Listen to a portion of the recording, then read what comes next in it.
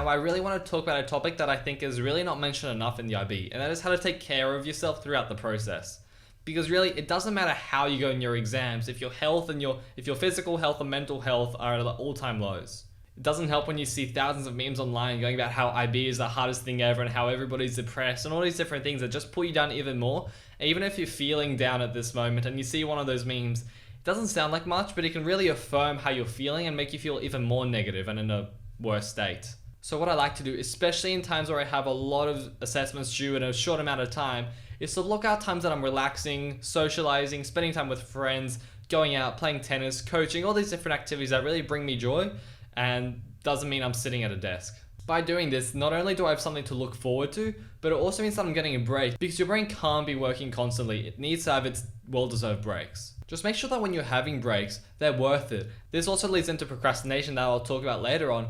But really, whenever you're having a break, when your brain's not working, think to yourself, is this really how I want to be spending my breaks? Do you want to be scrolling through TikTok, or would you rather be spending time with friends going out for lunch? So when you're relaxing, you can also combine different activities. Like if you like to watch Netflix and bring your friends along. For example, something that I did is that I love playing tennis, but none of my friends knew how to play tennis. So I kid you not, in the past 12 months, I've taught 3 good friends of mine how to play tennis. And now every Friday we hang out for 2 hours at night, just attempting to play tennis. Most of the time we only end up standing around the courts, not really playing any tennis at all. But it's an excuse for us to get outside, to hang out, and because we do it every single week, even during our final exam period, we all needed a break. So if we could do it during that time, surely you can find at least 2 hours, preferably much more every week, to spend time for yourself, look after yourself, and just hang out with friends.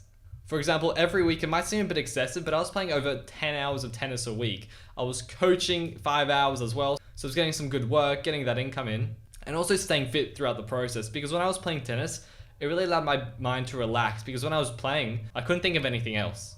So what I'm trying to say is that when you're taking your well-deserved downtime, don't think to yourself and don't see it as a waste of time, but rather recharging and putting yourself in a better position so that next time that you go to your desk, you're ready to get straight into it. Following on from this, it's also key to hold yourself accountable.